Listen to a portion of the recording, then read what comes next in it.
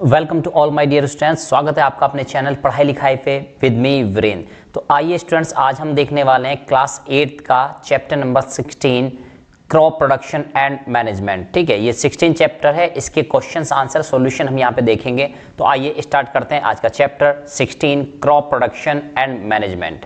तो देखिए क्या है क्रॉप प्रोडक्शन। बेसिकली ये आपका एग्रीकल्चर से रिलेटेड चैप्टर हो जाता है। तो आइए बिना कोई वक्त गवाए हुए स्टार्ट करते हैं आज का चैप्टर। उससे पहले हमारे चैनल को लाइक शेयर एंड सब्सक्राइब करना ना भूलिएगा।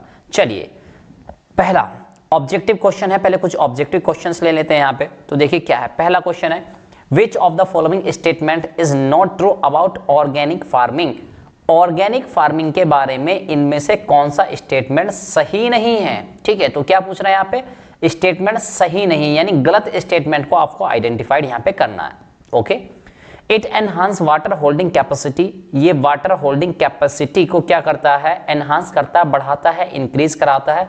तो बिल्कुल भाई ऑर्गेनिक फार्मिंग से ऐसा होता है, तो ये तो सही बात है, ये तो गलत हो नहीं सकता। Second point, it has a balance of all nutrients. तो कह रहा है कि ये सारे जो न्यूट्रिएंट्स होते हैं उनमें बैलेंस बना के रखता है। तो ये बात कहीं ना कहीं थोड़ी सी है ना, सारे न्यूट्रिएंट्स में बैलेंस बना के रखना, ये दिक्कत वाली बात है थोड़ी सी। चलिए देखते हैं, क्या पता इससे भी कोई गलत मिल जाए। It provides humus to the soil. बिल्कुल सही बात है, ये ह्यूमस प्रोवाइड कराता है सॉइल को। It improves texture of the soil, ये भी सही बात है। तो राइट ऑप्शन हो जाएगा बेटा इसका, it has a balance of all nutrients. अगर ये कहता है बैलेंस ऑफ न्यूट्रिएंट्स है ना, कुछ का बैलेंस प्रोवाइड कराता है, तो शायद हम बात सही मान लेते, लेकिन इसने कहा बैलेंस ऑफ ऑल न्यूट्रिएंट्स। ठीक है, तो ये बात यहाँ पे थोड़ी सी अटपटी सी लग रही है, गलत लग रही है। चलिए नेक्स्ट क्वेश्चन की तरफ चलते हैं। The monsoon session in our country comes during the month of। Monsoon session जो होता है हमारे देश में कब आता है। तो हम सभी लोग जानते हैं कि एक मोटे तौर पर बोला जाए तो लगभग 5 जून को हमारे इंडिया में मानसून एंटर कर जाता है। तो यानी कि जून से स्टार्ट होकर कब तक रहता है, सितंबर तक रहता है मानसून सेशन। तो राइट ऑप्शन हो जाएगा जून टू सितंबर। चलिए नेक्स्ट क्वेश्चन की ओर मूव करते हैं। Which of the following tools would a farmer use to remove weed from the field. यानी कि इनमें से कौन से टूल्स का इस्तेमाल किया जाता है, किसके लिए, रिमूव बीड्स। बीड्स यानी खरपतवार, यानी घास वगैरह जो होती है। भाई मेन क्रॉप तो हम कुछ और उगा रहे हैं, लेकिन उसके साइड में घास वगैरह या आप कहिए खरपतवार वगैरह जम जाती है, तो उसको रिमूव करने के लिए क्या करते हैं, किसका यूज करते हैं, हो का करते हैं, प्लो का करते हैं, एक्स का करते हैं, कल्टीवेटर का करते हैं। तो राइट ऑप्शन हो जाएगा इसका, हो का हम इस्तेमाल वहां पे करते हैं। चलिए स्टूडेंट नेक्स्ट क्वेश्चन देखते हैं। In which of the following methods of irrigation. Irrigation के जो मेथड है उनमें से कौन सा method rotating nozzles are use. जैसे नोजल आप समझिए जैसे फाउंटेन होते हैं, फव्वारे होते हैं, उसकी तरह। तो उनमें क्या लगी रहती है, बिल्कुल आगे वाले पॉइंट पे, टिप पॉइंट पे एक नोजल लगी रहती है, जो उसको क्या करता है, उसकी स्पीड बढ़ा देता है और उसको स्प्रेड आउट करा देता है। ठीक है, तो ये किसकी बात कर रहा है, क्या ये मोट की बात कर रहा है, बिल्कुल नहीं। इस मेथड में ऐसा नहीं होता, ड्रिप सिस्टम में भी ऐसा नहीं होता, चेन सिस्टम में भी ऐसे ही ना होता। ये होता है बेटा स्प्रिंकलर सिस्टम में। स्प्रिंकलिंग सिस्टम यानी कि उसको स्प्रिंकल कर देना, फैला देना। ठीक है, तो ये किस में होता है, स्प्रिंकलर सिस्टम में। चलिए स्टूडेंट नेक्स्ट क्वेश्चन की ओर मूव करते हैं। Which one of the following crops is not cultivated by sowing its seed directly into the soil? This one is, ये कौन सी है, यानी कि ऐसी कौन सी क्रॉप है जिसको डायरेक्टली सॉइल में नहीं लगाया जाता है, नहीं खेत में डायरेक्टली नहीं लगा देते हैं। पहले क्या करते हैं, उसको थोड़ा सा ग्रो कराते हैं, फिर उसको जाके, जैसे कि राइस होता है, राइस यानी धान भी आप उसको बोलते हैं, तो उसको क्या करते हैं, पहले छोटे छोटे सीड्स है ना, उसमें जब 2-3 पत्ती निकल आती हैं, उसके बाद उसको खेत में ले जाके लगाते हैं। ठीक है, तो ये कौन सा राइस ऑप्शन हो जाएगा, दैट इज राइस। तो है ना, बहुत फैमिलियर है आप लोग इससे। चलिए नेक्स्ट क्वेश्चन की ओर मूव करते हैं। That's are short answer type questions. Short answer type question के बारे में चलते हैं। देखिए अब यहाँ पे ध्यान ये देने वाला है कि जो चैप्टर है बेटा, इसमें क्या है कि शॉर्ट आंसर टाइप क्वेश्चन आपको थोड़ा ढूंढने पड़ेंगे, थोड़ा दिमाग लगाना पड़ेगा, ध्यान देना पड़ेगा। ऐसा नहीं है कि बिल्कुल एज इट इज आपको बुक में से मिल जाने वाले है ना। तो इस चैप्टर में थोड़ा दिमाग लगाने की जरूरत थोड़ा ज्यादा पड़ेगी। चलिए, लेकिन हाँ आंसर आपको मिल जाएंगे वहां पे। चलिए पहला question, why is it necessary to sow seed at appropriate depth. यानी कि सीड्स को एक पर्टिकुलर गहराई पे लगाने की क्या जरूरत है। भाई ऐसा भी कर सकते हैं आपने ऐसे सीड्स बिखेर दिए, वहां पे स्प्रेड कर दिए और बिखर गए, वो अपना आप जम जाने चाहिए। यानी आप उसको एक डेप्थ में एंटर कराते हैं, धसाते हैं, घुसाते हैं उसको, उसके बाद ही वो क्या होता है, यानी कि प्रॉपर डेप्थ, यानी कुछ मिनिमम डेप्थ है कम से कम वहां पे तो लगाइए ही आप। ठीक है, तो ऐसा क्यों है, यानी कि कुछ ज्यादा गहराई पे लगा देंगे तो क्या प्रॉब्लम हो सकती है, या कम गहराई पे आप उसको शो करेंगे तो क्या हो सकता है। तो देखिए क्या है answer, seeds should be show at appropriate depth, इनकी सोइंग जो होनी चाहिए एप्रोप्रिएट डेप्थ पे होनी चाहिए, बिकॉज क्योंकि if the seeds are sown deep, यदि उनको ज्यादा गहराई में आपने सोन किया, देन मे नॉट जर्मिनेट, वो अंकुरित नहीं हो सकते। भाई बहुत ज्यादा गहराई में पहुंच जाएंगे तो वो दब जाएंगे, वहां पे अंकुरित यानी एरेशन वहां पे नहीं हो सकता, मॉइस्चर तो हो सकता है लेकिन एरेशन वगैरह की प्रॉब्लम आ सकती है, ठीक है, तो वहां पे जर्मिनेट होने के चांसेस कम हो जाएंगे। And if grown at A shallow depth, यानी बहुत कम गहराई पर, यानी आपने ऊपर ही हल्के से रख दिया है, तो ऐसा हो सकता है भाई they may be eaten up by the birds and animals, यानी कुछ एनिमल्स उनको खा जाएं या बर्ड्स वगैरह उनको चुग ले, है ना, इस तरह की चीजें हो सकती हैं। तो आपको ध्यान रखना है, उनको प्रॉपर डेप्थ पे ही आपको शो करना होगा। चलिए next question, which bacteria is present in the legumes of leguminous plants, ये जो लेग्यूमिनस प्लांट होते हैं फलीदार यानी जिन पे फली आती है ना, तो उस टाइप के जो प्लांट्स होते हैं उनके बारे में बात कर रहा है, कह रहा है कि विच bacteria is present in the legumes of the leguminous plant, तो इनके लेग्यूम्स में कौन सा बैक्टीरिया होता है। तो पिछले चैप्टर में भी हमने सेल स्ट्रक्चर माइक्रो ऑर्गेनिज्म जब वहां पे पढ़ा था तो उसमें एक ही नाम निकल के सामने आ रहा था, राइजोबियम बैक्टीरिया, तो ये नाम तो आप याद कर लीजिए, इन द फ्यूचर आगे भी चल के बहुत सारे कॉम्पिटिटिव एग्जाम्स में ये पॉइंट आपको बहुत मार्क्स दिलाने वाला है। चलिए represent in the legumes of leguminous plant, ठीक है, तो क्या नाम है उसका, उसका नाम है राइजोबियम बैक्टीरिया। चलिए नेक्स्ट क्वेश्चन की तरफ चलते हैं, how does reduction in the moisture of newly harvest crop help in storage, यानी कि न्यूली हार्वेस्टेड क्रॉप है, यानी आपने फसल अभी अभी काटी, आप उसको लेके आए हैं घर, है ना, या वहीं पे मैनेज कर रहे हैं चीजों को, ठीक है, तो कह रहा है कि उसमें मॉइस्चर रिडक्शन यानी उसमें से मॉइस्चर निकाल देते हैं, आउट कर देते हैं हम, तो ये किस तरह से आपकी हेल्प करता है उसको स्टोर करने, फसल को संरक्षित करने में, कैसे करता है भाई देखो। तो कह रहा है कि इन ऑर्डर टू प्रोटेक्ट, अगर आप चाहते हैं कि वो उसको प्रोटेक्ट करें, ग्रेन्स प्रोटेक्ट रहे फ्रॉम पेस्ट, है ना, ये क्या होते हैं आपके पेस्ट हो गए एंड रोडेंट्स, ठीक है, जैसे चूहे हो गए, ठीक है, कीट पतंगे हो गए, cleaning drying fumigation are done prior to storing, यानी इनको स्टोर करने से पहले आपको ये करना चाहिए, क्लीनिंग करनी चाहिए, ड्राइंग यानी उनको सुखाना चाहिए, सुखाना चाहिए मतलब डिहाइड्रेशन करना चाहिए, मतलब उनका मॉइस्चर अलग कर देना चाहिए आपको, done prior to storing, store करने से पहले, फ्यूमिगेशन मतलब उनको धुआं दिखाना चाहिए, धुआं दिखाएंगे मतलब गरम गरम गैसेस रहेंगे, धुआं रहेगा तो वो क्या कर देगा, उसको मॉइस्चर वहां से रिमूव कर देगा, कुल मिला के मॉइस्चर रिमूवल प्रोसेस है। चलिए एज इट हेल्प्स, ये क्या करता है आपकी हेल्प करता है इन प्रिवेंशन फ्रॉम माइक्रोबियल अटैक, क्योंकि भाई माइक्रोब्स जो होते हैं, माइक्रो ऑर्गेनिज्म जो होती है, इनको ग्रो करने के लिए मॉइस्चर चाहिए, एयर तो चाहिए, साथ में क्या चाहिए, मॉइस्चर भी चाहिए, तो ऐसा एटमॉस्फेयर हमें देना नहीं है, तो हम क्या करेंगे, मॉइस्चर को आउट कर देंगे, तो ये क्या हो जाएंगे, उससे प्रिवेंट रहेंगे, प्रोटेक्टेड रहेंगे, दैट्स व्हाई।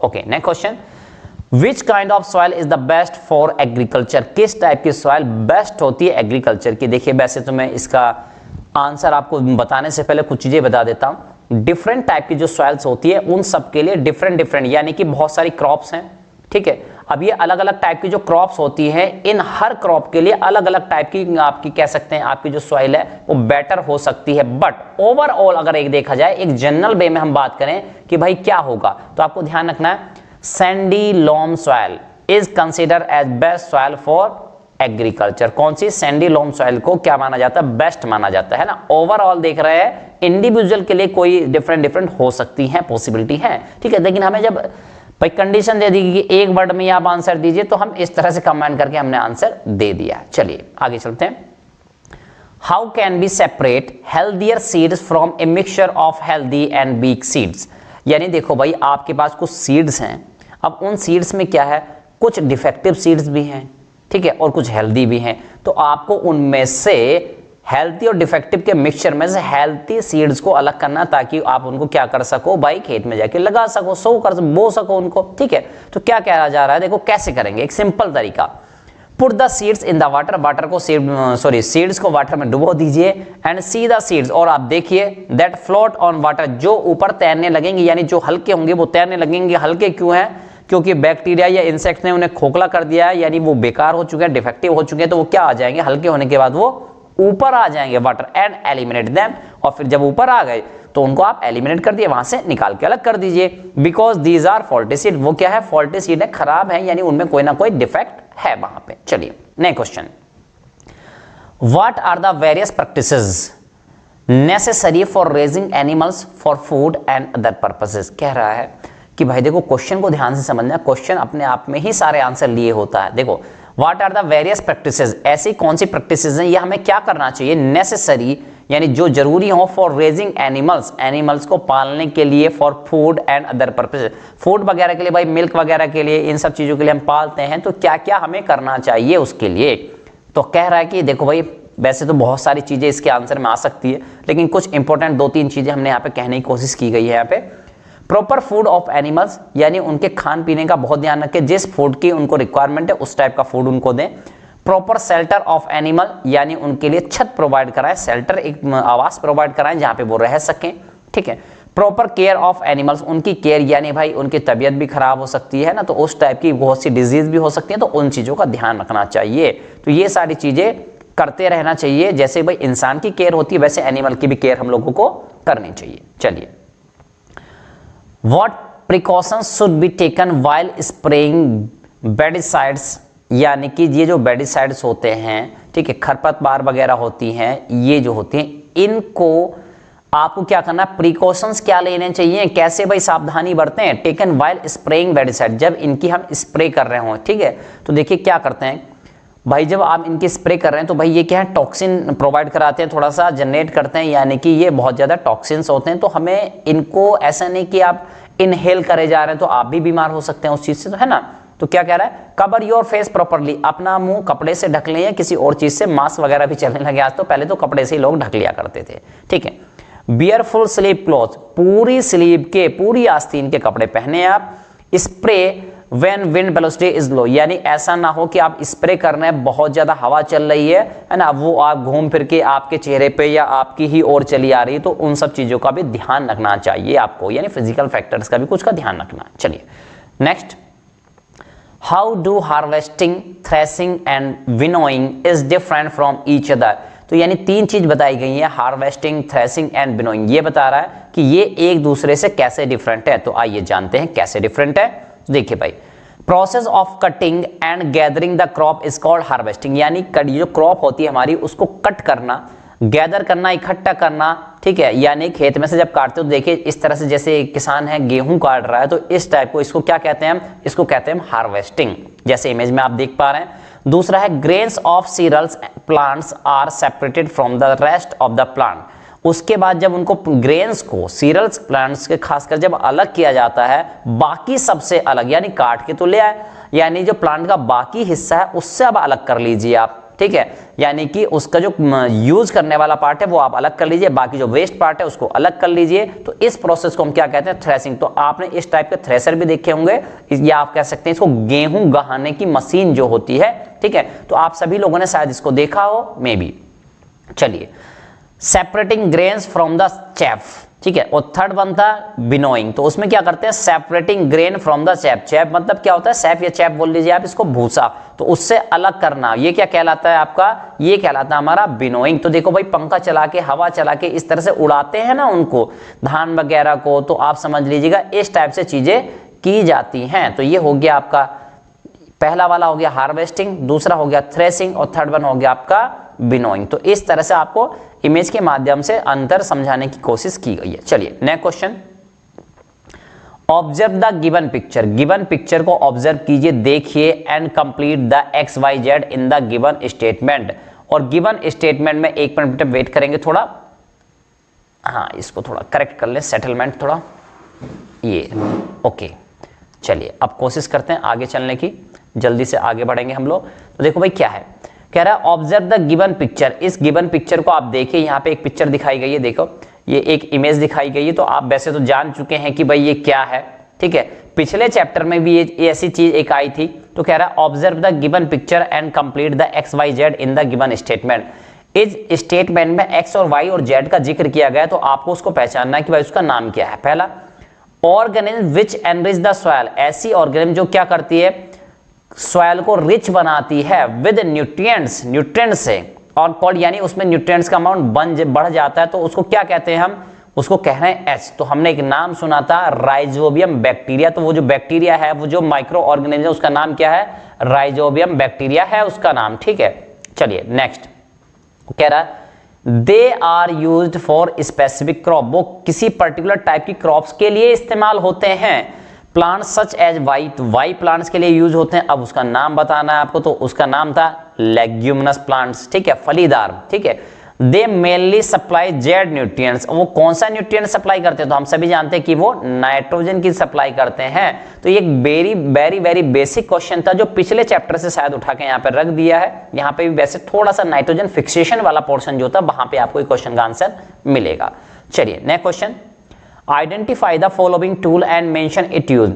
एक टूल यहाँ पे दिखाया गया, जैसे आप देख पा रहे हैं, ये हल है, प्लॉव है, ठीक है। तो इसके बारे में मेंशन कीजिए, बताइए कौन सा है। तो भाई हमने पहले तो टूल का नाम बता दिया है, इज प्लॉव। क्या नाम है? प्लॉव। चलिए, it is use to turn, ये किस लिए यूज होता है, हल किस लिए यूज होता है? To turn over the upper layer of the soil, जो सॉइल की अपर लेयर होती है उसको अलटने पलटने के, दैट इज उसको लूज करने के लिए, है ना, टाइट रहती है पहले, उसको लूज करने के काम आता है। एंड डिगिंग द सॉइल, और सॉइल के अंदर डिग करने के लिए, इससे क्या होता है, उसका एरेशन बढ़ जाता है ना, एयर उसका अमाउंट उसमें बढ़ जाता है। चलिए next point, long answer type question की तरफ चलने वाले, मूव करने वाले हैं। चलिए चलते हैं लॉन्ग क्वेश्चन टाइप क्वेश्चन की तरफ, आइए। Yes was the poor jobless rural youth. अब क्या है, ये जो यस है, एक पुअर जॉबलेस यानी उसके पास जॉब नहीं है, नौकरी नहीं है, रूरल गांव का एक यूथ है, नौजवान है। हिज लैंड, उसकी जो जमीन है, वाज वाटर लॉक्ड एंड, यानी कि जमीन में क्या है, उसकी गहरे में हो सकती है भाई, पानी वानी भर गया है, पूरा पानी भरा ही रहता है समझो आप। Was not suitable for raising crop, वो खेती करने लायक योग्य नहीं रह गई है कि उसमें फसल उगाई जा सके। वन डे, एक दिन क्या हुआ, हिज फ्रेंड, उसका मित्र हरिंदर आया, केम टू हिज विलेज, उसके गांव में आया। And both went to for a walk in field, और दोनों लोग कहाँ गए, खेत में गए, वॉक करने चले, घूमते टहलते चले गए। हिज फ्रेंड सजेस्टेड, उसके फ्रेंड ने सजेस्ट किया भाई, yes to start fish farming, की यस आप ना क्या करो, फिश फार्मिंग, यानी कि आप मछली की फार्मिंग करना स्टार्ट करो। टू अर्न हिज लिवलीहुड, ताकि आप अपनी आजीविका चला सको, है ना, बिना पैसे कहाँ आजीविका चलेगी। तो इस तरह से चलिए आगे देखते हैं। तो अब कुछ क्वेश्चन, यानी कि इस कंडीशन को देने के बाद कुछ क्वेश्चन उसने पूछे हैं। कह रहा व्हाट इज फिश फार्मिंग, ये फिश फार्मिंग क्या होती है भाई, है ना। और second, what are the advantage of fish farming, fish farming के एडवांटेज क्या, भाई कोई फायदा भी है कि ऐसे ही है ना। What values are displayed by Harinder, Harinder ने किस टाइप की वैल्यूज यहाँ पे शो की हैं, किस टाइप की कैरेक्टरिस्टिक शो करते हैं ये हरिंदर की। चलिए एक एक करके आंसर लेते हैं। फिश फार्मिंग इन्वॉल्व, जो फिश फार्मिंग होती है वो इन्वॉल्व करती है, यानी उसमें कुछ चीजें होती हैं, क्या क्या होती हैं, कॉमर्शियल ब्रीडिंग ऑफ फिश, है ना, फिशेस की ब्रीडिंग कराते हैं, यूजुअली फॉर फूड, यानी खाने के लिए मोस्टली, है ना भाई, फिशों को खाया जाता है, ठीक है, और भी ऑयल वगैरह के लिए यूज करते हैं।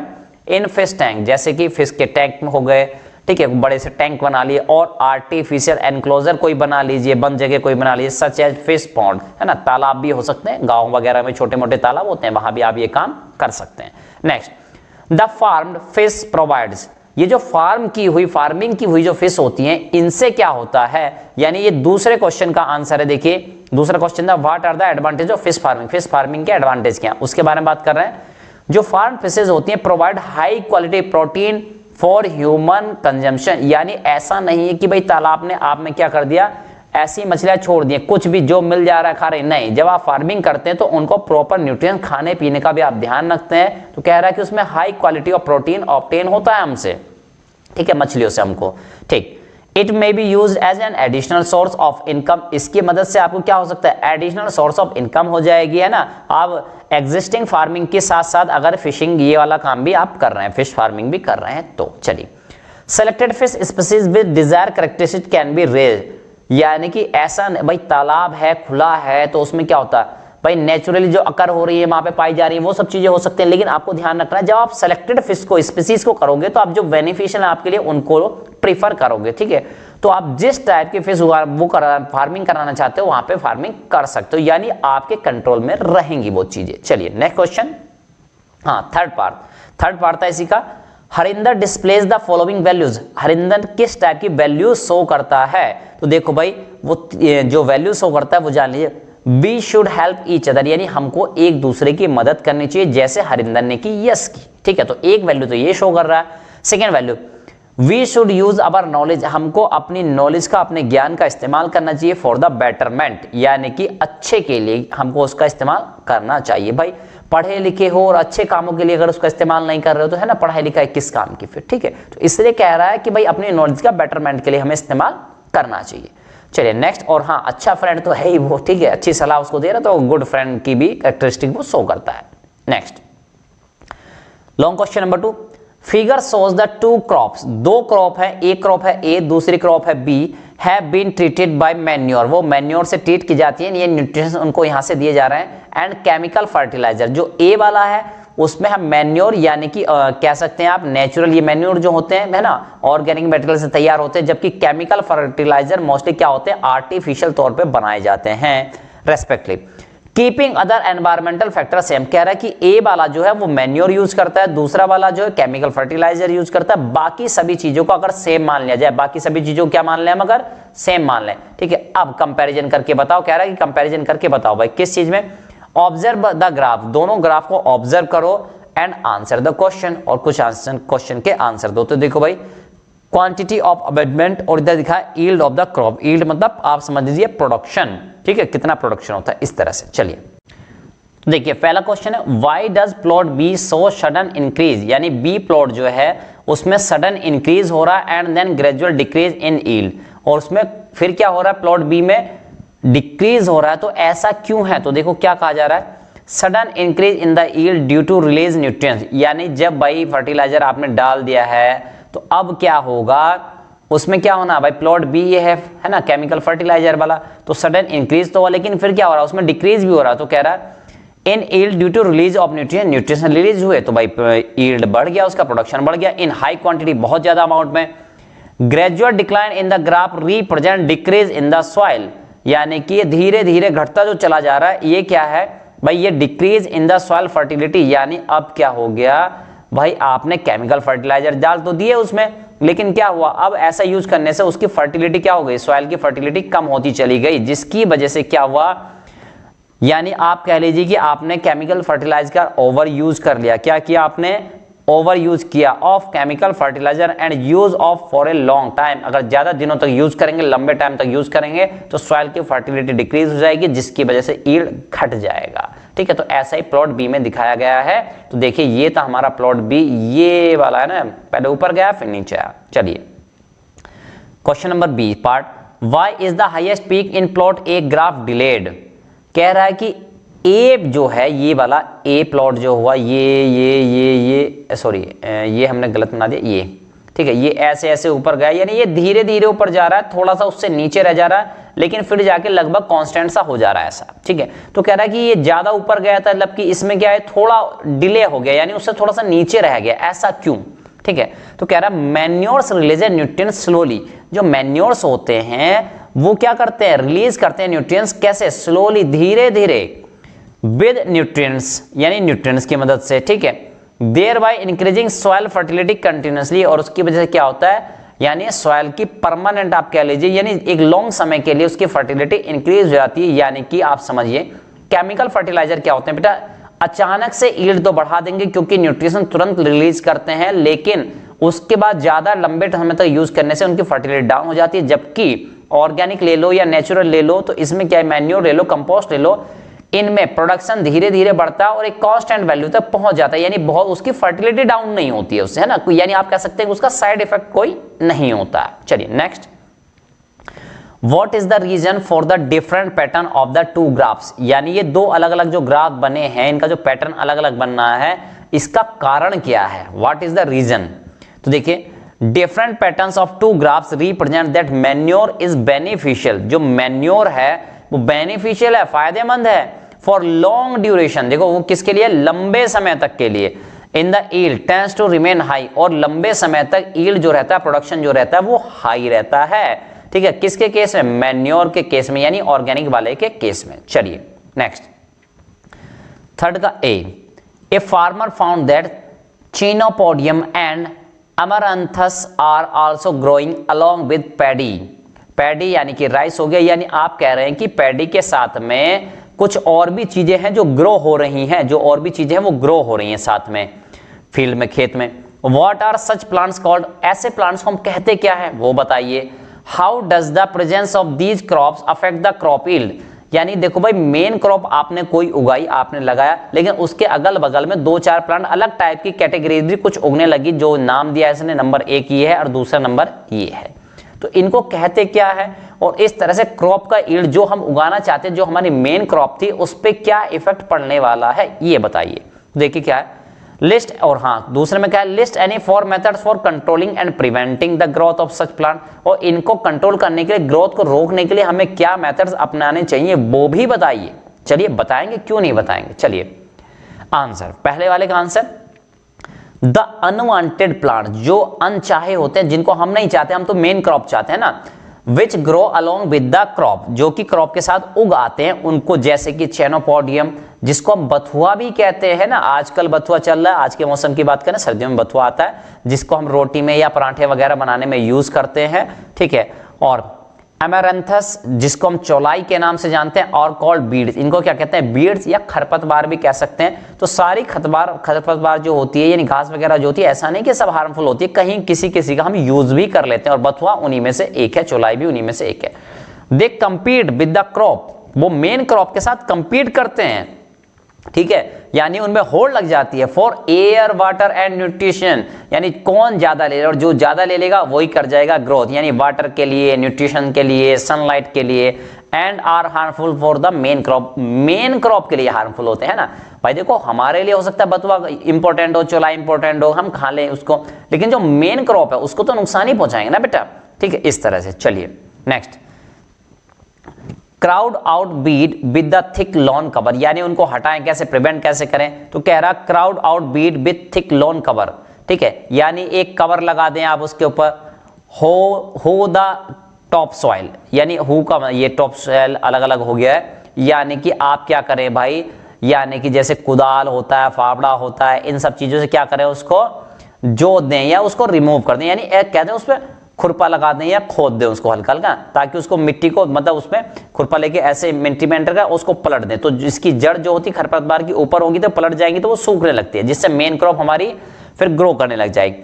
मुल्च गार्डन बेड्स, ठीक है, मुल्च गार्डन क्या होता है बेटा, ऐसे समझ लो जो मेन क्रॉप है उसके अलावा जड़ों में क्या कर दो, और बहुत सारी चीज डाल दो, है ना, पत्ते बत्ते, सूखे पत्ते या कुछ और मैटेरियल अन्य डाल दो, जिससे बाकी खरपतवार मर जाए, है ना, बाकी खरपतवार वाली जगह वो सारी चीजें भर दो, लेकिन मेन क्रॉप क्या वो ग्रो करती रहेगी उससे, है ना, यानी वो कह सकते हो कि खरपतवार को दबा दो बाकी चीजों के नीचे, ऐसा भी आप समझ लीजिए। चलिए, cover the ground with landscape fabric, अब ऐसा भी कर सकते हैं, जो ग्राउंड होता है, यानी मेन क्रॉप को छोड़ दीजिए, बाकी जो ग्राउंड है उसको आप लैंडस्केप से कवर कर दीजिए, कपड़े से कवर कर दीजिए, फैब्रिक से कवर कर दीजिए, ठीक है, यानी कवर कर देंगे तो उनको बाकी सारी चीजें मिलेंगे नहीं, है ना, सनलाइट नहीं मिलेगी, ये सब चीजें नहीं मिलेंगी, तो अपना आप डैमेज हो जाएगा और मेन क्रॉप ग्रो कर जाएगी। ओके, चलिए, block everything with plastic sheets, यानी आप ऐसे भी कर सकते हैं, सारी चीजों को प्लास्टिक से ढक दो, और जो मेन क्रॉप है बस उसके प्लांट, उसके पौधे बाहर निकले रहे, ठीक है, तो भाई जड़ तो सॉइल में रहेगी, तो जड़ से न्यूट्रिशन वगैरह मिलता रहेगा,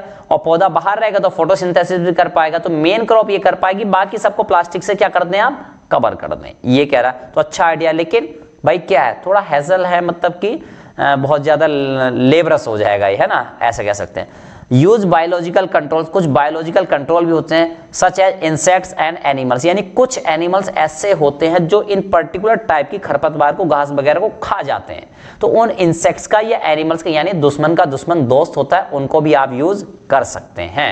चलिए next, why is irrigation important for crops, यानी जो इरिगेशन होता है भाई, सिंचाई होती है, ये क्रॉप्स के लिए, फसल के लिए क्यों जरूरी है।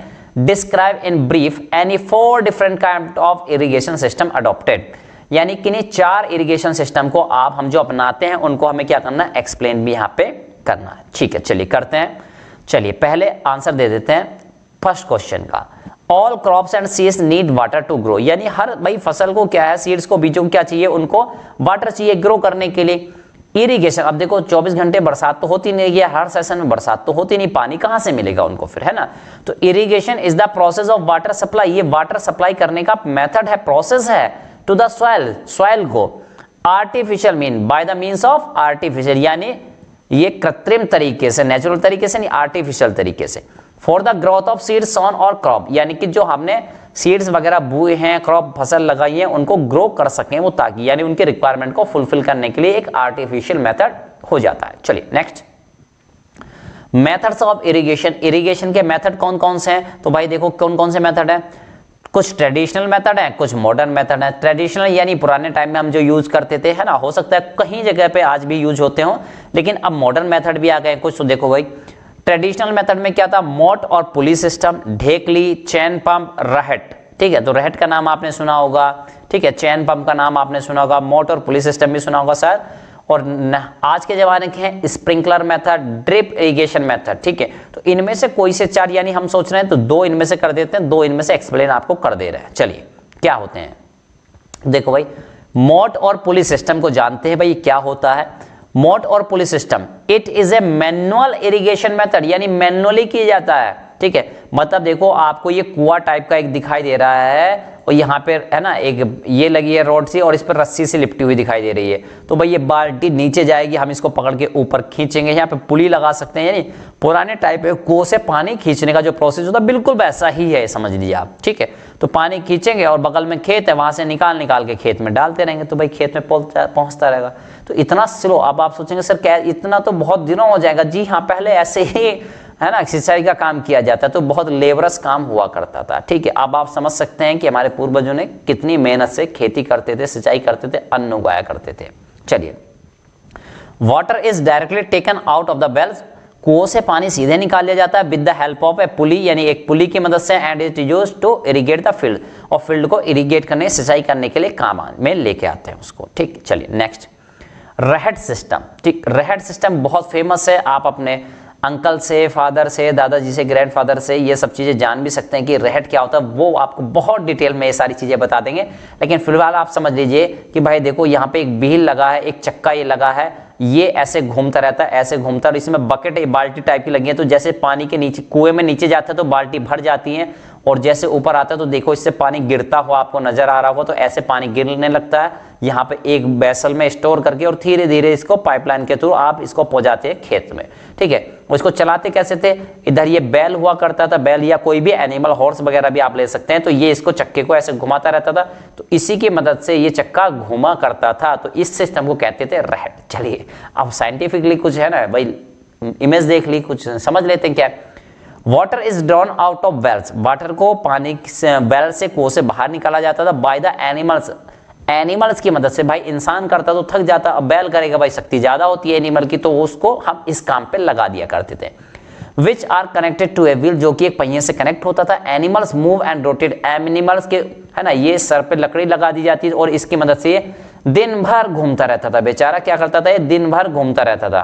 To move and rotate the wheel and lead to draw the water, इसको घुमाते थे तो उससे कुओं से क्या पानी बाहर आने लगता था। ठीक है, देखिए इनका ध्यान रखने के लिए, यानी पहले एनिमल्स को पाला जाता था, ये काम लिए जाते थे, खेत जोते जाते थे, बहुत ज्यादा इंपॉर्टेंस होती थी इनकी। चलिए next, sprinkler method. Sprinkler method में क्या होता है, देखिए जैसे नोजल होता है, फाउंटेन होता है ना, फव्वारा, ठीक वैसे ही है। यहाँ से पाइपलाइन पंप के थ्रू हाई प्रेशर से पानी आता है, यहाँ पे नोजल लगा देते, देखो यहाँ पे फैला, इधर इधर पानी जा रहा है और इधर भी, यानी ये क्या करते हैं, ये ऐसे ऐसे ऐसे रोटेट करते रहते हैं और पानी चारों दिशाओं में फेंकते रहते हैं, रोटेट कराते हैं। ऐसी नंबर ऑफ स्प्रिंकलर आप लगा देते हैं, फैलाने वाले, पानी को फैलाने वाले। Water is supplied through pipes, water को पाइप की मदद से सप्लाई किया जाता है अंडर हाई प्रेशर, बहुत हाई प्रेशर में। एंड वाटर गेट्स स्प्रिंकल्ड, पानी बिखर जाता है, स्प्रे हो जाता है एक तरह से, आप ये समझ लीजिए। It is used for uneven land, जहां पे खेत ऊंचे नीचे होते हैं, तो भाई वहां पे अगर मेड़ बना के आप पानी इकट्ठा करने लगे तो रुकेगा नहीं, नीचे की तरफ फ्लो कर जाएगा, तो वहां पे ये स्प्रिंकलर मेथड बहुत ज्यादा यूजफुल हो जाता है। चलिए, and where water supply is less, यानी वहां पे पानी की कमी भी हो, है ना, ऐसी जगह पे इसका इस्तेमाल कर सकते हैं।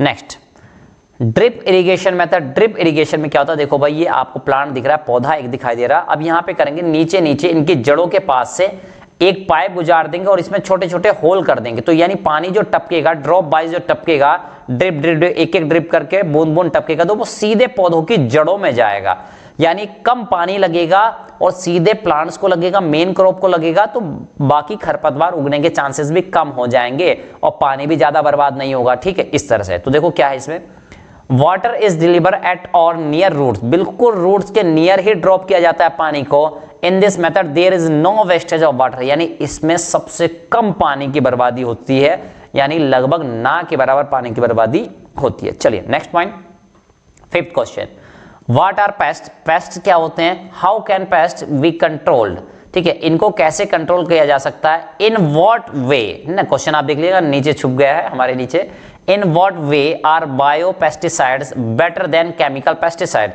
यानी भाई क्यों, किस तरीके से बायो पेस्टिसाइड बेटर होते हैं, अच्छे होते हैं केमिकल पेस्टिसाइड्स के कंपैरिजन में, तो ऐसा क्यों है भाई, तो चलिए देखते हैं ऐसा क्यों है, ये किन कारणों से हम इसको ऐसा कह रहे हैं। तो देखो भाई, पेस्ट आर द एनिमल, ये पेस्ट क्या होते हैं, वो एनिमल्स होते हैं विच डैमेज क्रॉप, जो क्रॉप को डैमेज करते हैं, ठीक है, रैट्स जैसे चूहे हो गए, इंसेक्ट कीट पतंगे हो गए, टर्माइट्स हो गई, दीमक हो गई, लोकस्ट यानी टिड्डी हो गई, टिड्डियां, है ना, इस तरह से।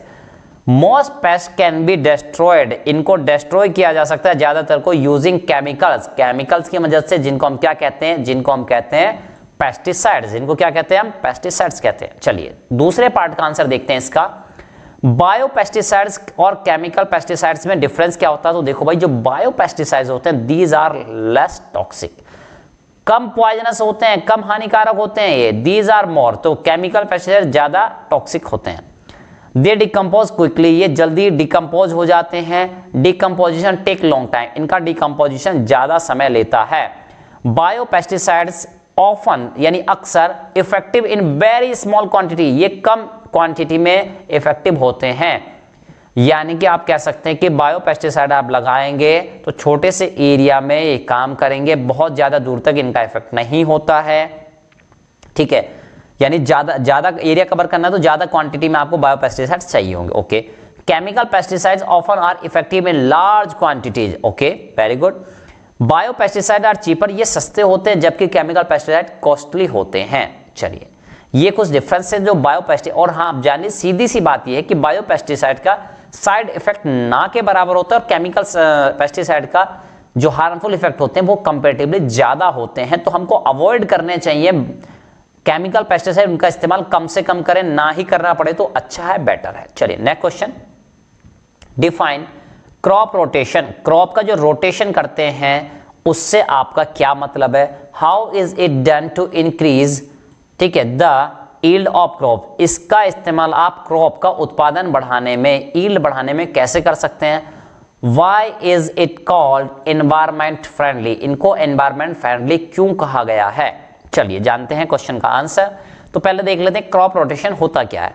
The practice of growing two or more dissimilar, यानी कि प्रैक्टिस आप बार बार कर रहे हैं, यही चीज तो है ना, किसको ग्रो करा रहे हैं, क्रॉप्स को, टू और मोर, दो अलग अलग क्रॉप्स को, डिसिमिलर अलग अलग टाइप की क्रॉप्स को ग्रो कराना, इन द सेम फील्ड, एक ही खेत में, एक ही मैदान में, वन आफ्टर अनदर या वन आफ्टर अदर, यानी एक के बाद दूसरा, इज कॉल्ड, यानी साथ साथ नहीं उगानी है, पहले एक उगाई उसके बाद दूसरी, है ना, इस तरह से, इज कॉल्ड क्रॉप रोटेशन, यानी हर बार, है ना, अभी इस साल एक फसल उगाई, अगले साल फिर वही, तीसरे साल फिर वही, तो ऐसा नहीं करना है ना, बदल बदल के, एक साल ये उगाई दूसरे साल ये उगाई, इस तरह से डिफरेंट क्रॉप्स आपको उगानी है। Okay, crop rotation increase nutrients, ये क्या करता है, न्यूट्रिएंट्स को इंक्रीज करता है सॉइल में, and has need of fertilizer reduces, जिसकी वजह से फर्टिलाइजर की नीड कम हो जाती है। भाई फर्टिलाइजर की नीड कम हो जाएगी तो हमारी कॉस्ट भी कम आएगी, यील्ड ऑटोमेटिक बढ़ गया, ठीक है।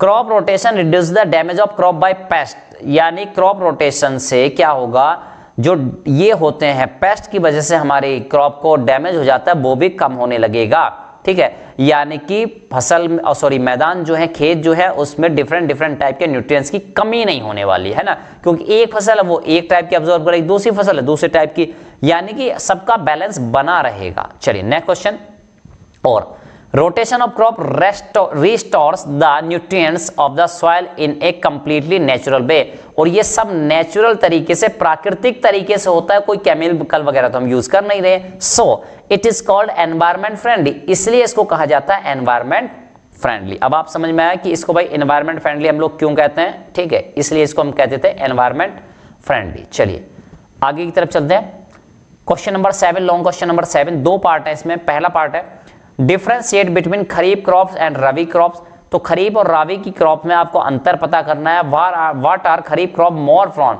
यानी why are kharif crop more prone, यानी कि इसके चांसेस क्यों ज्यादा हैं देन द रबी क्रॉप, यानी बीमारी होने के, डिजीज लगने के क्यों चांसेस हैं खरीफ की क्रॉप में ज्यादा। चलिए जानते हैं। देखो भाई, राबी की जो क्रॉप्स होती है are planted in November and harvested in April, यानी ये नवंबर और अप्रैल के बीच में हार्वेस्ट की जाती है, उगाई जाती है, ग्रो की जाती है। जैसे कि एग्जांपल है wheat, barley, mustard, pea and gram. ठीक है, तो ये सभी चीजों के बारे में नॉर्मल जानकारी है, तो आप जानते हैं सभी को। ठीक है, चलिए और कह रहा है खरीफ की जो फसल होती है वो प्लांटेड लगाई जाती है जून में एंड हार्वेस्टेड काट ली जाती है कब, अक्टूबर में। ठीक, अब आप खुद समझिए, नवंबर से अप्रैल का जो महीना होता है ये सर्दी वाले मौसम, यानी ज्यादातर जो मंथ है इसमें सर्दी वाले मौसम के आ रहे हैं, और ये क्या है खरीफ की क्रॉप जून से लेकर अक्टूबर, तो ये बरसात वाला सेशन है। खरीफ की क्रॉप मतलब बरसात वाला महीने जो होते हैं वो बरसात वाला सेशन है, रेनी सेशन। राइस, जैसे कि राइस हो गया, ज्वार हो गया, मेज हो गया, कॉटन हो गया, ग्राउंड नट हो गया, इनके बारे में ये एग्जांपल दे दिए उनके। अब रीजन जानते हैं। तो भाई देखो, kharif crops are grown in rainy season, kharif crop rainy season में उगाई जाती है, which has wet and human condition, यानी कि गीली और नमीदार कंडीशन उस समय होती है। These are condition are ideal, ये कंडीशन जो होती है वो आइडियल होती है, परफेक्ट होती है for the micro organism to grow, micro organism के ग्रो करने के लिए, और जो कि फसल को माइक्रो ऑर्गेनिज्म नुकसान भी पहुंचा सकते हैं, तो इसलिए ज्यादा चांस होते हैं खरीफ की क्रॉप को। चलिए question number 8, how is the loosening of soil by ploughing is beneficial for crops. तो कह रहा है कि सॉइल की जो लूजनिंग करते हैं किसकी मदद से, प्लॉइंग की, यानी हल जोतने की मदद से, ये किस तरह से बेनिफिशियल होता है क्रॉप्स के लिए, फसलों के लिए। गिव 5 रीजन, कह रहा है कोई 5 कारण बताओ टू सपोर्ट योर आंसर, अपना आंसर सपोर्ट करने के लिए, यानी जो तुम्हारे आंसर को सपोर्ट करे, यानी भाई 5 गवाह ढूंढ के ले आओ, कुछ ऐसा कह रहा है। ठीक है, चलिए तो देखो भाई, प्लॉइंग इज इंपॉर्टेंट एज, ये इंपॉर्टेंट होता है हमारे लिए क्यों, इट इंप्रूव एयर सर्कुलेशन, इसकी देखो भाई जब सॉइल है अल्टा पल्टी करेंगे, ठीक है, एक सॉइल जो जहां थी वो हम नहीं रहेगी तो क्या होगा, उससे एयर मिक्स होगी, एयरेशन बढ़ेगा। Hence helping roots to respire easily, जिसकी भाई एयरेशन बढ़ेगा तो जो रूट्स होंगे उनको एयर आसानी से अवेलेबल हो जाएगी। Okay, very good. It enhance water retaining capacity of the soil, इससे वाटर की, जो वाटर है जब सॉइल में जाएगा तो वाटर को होल्ड करना, उसको रोके रखना, इसमें मदद मिलती है। ये कैपेसिटी जो है, क्षमता जो है इंक्रीज हो जाती है किसकी, सॉइल की। Okay, next, roots get penetrated deeply, roots deeply ज्यादा नीचे तक पेनिट्रेट कर जाती हैं सॉइल में, which help it hold firmly, जो उसको मजबूती से खड़े रहने में हेल्प करती हैं। Next, it enables uprooting of beads, और हाँ सॉइल लूज रहेगी तो खरपतवार को उखाड़ने, वहां से आउट करने में आपको मदद रहेगी। ठीक है, क्योंकि भाई सॉलिड जो है वो हार्ड हो चुकी है जमीन, उसकी जड़ को खोदना मुश्किल है, और जो लूज है सॉइल उसकी जड़ को खोदना आसान है। In the field and support the growth of microbe, जो कि माइक्रोब्स को हेल्प कर रहे थे। ठीक है, तो उनको अपरूट करना, उनको उखाड़ फेंकने में हमें आसानी रहेगी। चलिए next, it help the soil to mix well, ये सॉइल को मिक्स करने में, अच्छे से मिक्स करने में मदद करता है विद फर्टिलाइजर, फर्टिलाइजर यानी कि सॉइल में मिल जाए अच्छे से, इसमें भी हेल्पफुल है। It helps in bringing nutrients rich soil, ये आपको मदद करता है सॉइल को न्यूट्रिएंट्स रिच बनाने में। तो ये कुछ पॉइंट थे, एडवांटेजेस पॉइंट थे किसके, प्लॉइंग के। चलिए next, long question, tomatoes and chillies are grown by transplanting, tomato और चिलीज जो है उनको ग्रो किया जाता है, उगाया जाता है ट्रांसप्लांटिंग के जरिए। There seedlings mention any 4 advantage of this method, भाई इसके कुछ एडवांटेज होंगे, फायदे होंगे, ये वैसे ही हम करते जा रहे हैं है ना, कुछ ना कुछ फायदे हैं। चलिए देखते हैं क्या है advantage. When the seeds have some leaves, जब सीड्स में कुछ पत्तियां निकल आए यानी बीज कुछ अंकुरित हो जाए, then the healthy seedlings are transferred into the main field, उसके बाद जो हेल्दी सीड्स होते हैं, यानी आपको दिख रहा है कुछ सूख जाएगा तो उन सब चीजों को हटा भी सकते हैं, हेल्दी सीड्स को आप कलेक्ट कर सकते हैं, चुन सकते हैं, है ना, जो बेकार होगा उसको अलग करने के चांसेस आपके पास ज्यादा ऑप्शंस अवेलेबल हो जाते हैं। एडवांटेजेस ऑफ ट्रांसप्लांटिंग आर, ठीक है, उनके एडवांटेज क्या है, यानी ऐसा हमें इसलिए करना चाहिए। चलिए देखते हैं क्या एडवांटेज है।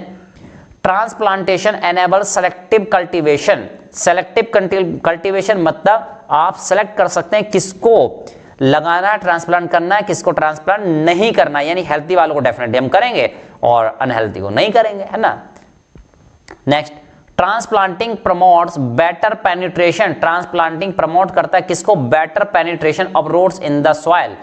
यानी कि भाई देखो जब पौधा बड़ा होगा, बीज है, आपने बीज डाल दिया है ना, एक बीज डाला सॉइल में, उसको गाड़ दिया आपने, लेकिन जब आपको पता है पौधा इतना ऊंचा है, उसकी सीड क्या कहते हैं, जड़ें भी ज्यादा गहरी हैं, तो आप उसको ज्यादा डीप तक, है ना, उसको आप क्या करेंगे बेटा, उसको आप ज्यादा डीप तक गाड़ सकते हैं, उसमें पेनिट्रेट करा सकते हैं। Okay, it promotes better development of shoot system of the plant, shoot system को क्या करता है, ये प्रमोट करता है। Okay, it enables us to plant the seeding at the proper spacing, यानी जितने स्पेस पे चाहो इनको प्लांट्स को आप सीडिंग कर सकते हो। अब देखो सीडलिंग कर सकते हो। अब देखो इसका मतलब क्या हो, जब आप बीज है ना खेत में बिखेरते हो, डिस्ट्रीब्यूट करते हो, तो उनमें अनइवननेस आ जाती है, लेकिन जब पौधे को लगाओगे तो आप अपने हाथों से लगाओगे तो आप समझ सकते हो, एक एक पौधे को लगाओगे तो आप समझिए कि आप चाहोगे कि प्रॉपर डिस्टेंस में मैं लगाऊं, है ना, और आप ऐसा कर भी लेते हैं। ठीक है, तो इसी तरह आपने क्या देखा होगा, जो वीट होते हैं, है ना, वीट को जनरली हम अगर हाथों से बखेर दें, है ना, गेहूं, तो उसके कुछ पौधे पास हो जाते हैं, कुछ दूर, लेकिन राइस जो होती है ना, जो पैडी होती है, उसको जब लगाते हैं तो आप समझिए कि लगभग उसमें इवननेस रहती है ना, एक रूपता रहती है। Okay, uniform availability of water, nutrition and, जिसकी मदद से उसको क्या होता है, बराबर अमाउंट में अवेलेबल रहता है, पानी, न्यूट्रिशन एंड सनलाइट अवेलेबल रहती हैं बराबर अमाउंट में। चलिए नेक्स्ट, हॉर्ट्स क्वेश्चन, एक ही क्वेश्चन है, उसको लेते हैं। चलिए, Sikkim is India first fully organic state, Sikkim जो है, जान लीजिए ये भी इंपॉर्टेंट पॉइंट है आप में कि भाई सिक्किम भारत का ऐसा स्टेट है जो कंप्लीटली ऑर्गेनिक स्टेट है, यानी वहां पे केमिकल फर्टिलाइजर वगैरह का यूज नहीं किया जा सकता, नहीं किया जाता है। No use of chemical pesticide, fertilizers और जेनेटिकली मॉडिफाइड क्रॉप्स, इनका भी नहीं यूज किया जाता है। What started 14 years ago, जो कि 14 साल पहले स्टार्ट हुआ था, is now great example, आज के दिन में बहुत अच्छा एग्जाम्पल बन चुका है for the nation, देश के लिए, to learn from, जिससे हमें सीखना चाहिए। बिल्कुल अच्छी बात है, बहुत अच्छी बात है। हम तो कह रहे हैं सारे स्टेट बिल्कुल क्या हो जाना चाहिए, ऑर्गेनिक स्टेट हो जाना चाहिए। चलिए, What is used in organic farming, organic farming में क्या यूज होता है, to provide nutrition to the plant, यानी भाई ऑर्गेनिक खेती आप करते रहे हो, लेकिन आप ये बताओ उसमें न्यूट्रिशन वगैरह के लिए क्या यूज करोगे आप। ये सेकंड पॉइंट में कह रहा है, मेंशन एनी 4 एडवांटेज, यानी इस अडॉप्ट करने के लिए, इस टाइप की खेती को अडॉप्ट करने के लिए, ऑर्गेनिक फार्मिंग को अडॉप्ट करने के लिए आप ये बताइए, 4 लाभ बताइए, 4 फायदे हैं क्या, वो बताइए। चलिए क्वेश्चन लेते हैं, आंसर पहले पार्ट का, फर्टिलाइजर्स ऑफ ऑर्गेनिक ऑर्गेनिज्म, ऐसे फर्टिलाइजर का इस्तेमाल करते हैं जिनका ओरिजिन ऑर्गेनिक सब्सटेंसेस से हुआ हो, जैसे कि कंपोस्ट हो गया, कंपोस्ट मैन्योर हो गया, ग्रीन मैन्योर हो गया। ठीक है, ग्रीन मैन्योर 2 बार आ गया, चलिए कोई नहीं, इस तरह की चीजें आपको यूज करनी है, या काउ डंग यूज कर लीजिए आप। ठीक है, उस तरह से use in organic farming to provide nutrition, ये सब न्यूट्रिशन प्रोवाइड कराने के लिए इस्तेमाल होते हैं to the plants. Okay, next दूसरे क्वेश्चन का आंसर देखते हैं। It does not use genetically modified food, ये जेनेटिकल मॉडिफाइड फूड को इस्तेमाल नहीं करते हैं। ठीक है, यानी कि वो हम यूज नहीं करेंगे, तो यानी देखो क्या है, जेनेटिकली मॉडिफाइड है, कहीं ना कहीं नेचर से छेड़छाड़ करोगे तो थोड़ा वो डिस्टर्बेंस करेंगे ही करेंगे। ठीक है, तो यानी हम ये यूज नहीं करें, तो ये हमारे फायदे की चीज है। इट क्रिएट्स हेल्दी एनवायरमेंट, इनसे अच्छा एनवायरमेंट क्रिएट होता है for the farmers to work, है ना, फार्मर्स उनसे वर्क करते हैं। यानी आप देखो किसी खेत में केमिकल छिड़का हुआ, आप अपने रूम में अगर कोई केमिकल छिड़क लें, कोई स्प्रे करते हैं, तो कुछ देर आप उसमें ठहर नहीं पाएंगे, तो सेम कंडीशन वहां पे भी है। ठीक है, तो कह रहा है कि भाई ये अच्छा एनवायरनमेंट क्रिएट करते हैं ऑर्गेनिक फार्मिंग, है ना, फार्मर्स के लिए जो वहां पे वर्क कर रहे हैं उनके लिए। चलिए next, supports healthier soil and pollinators. ठीक है, इससे क्या होता है, ये सपोर्ट करते हैं किस चीज को, हेल्दियर सॉइल, अच्छी रिच सॉइल के लिए, एंड पॉलिनेटर्स मतलब भाई जैसे कि भाई इंसान के बेबीज होते हैं, ऐसे भाई पौधों के भी तो सीड, यानी वो भी तो पॉलिनेट होते हैं, एक उससे दूसरी चीज बनती है, यानी रिप्रोडक्शन सिस्टम, यानी पॉलिनेट करने में भी वो हेल्प करते हैं। चलिए, organic farming creates natural levels of resistance to control pest and disease. अब देखो ऑर्गेनिक फार्मिंग करोगे तो उसमें पेस्ट्स को आपको अलग करने के लिए, उनको नष्ट करने के लिए पेस्टिसाइड का यूज करना जरूरी नहीं है, यही कंट्रोल कर लेते हैं बहुत ज्यादा हद तक। तो ये कुछ एडवांटेज थे, 4 एडवांटेज पूछे, 4 ही एडवांटेज आपने को बताए गए हैं, इससे ज्यादा बहुत कुछ हो सकता है। लेकिन फिलहाल आपको हमारा वीडियो कैसा लगा, लाइक शेयर सब्सक्राइब करना ना भूलिए, और भी इंटरेस्टिंग वीडियो देखने के लिए देखते रहिए हमारा चैनल पढ़ाई लिखाई विद मी।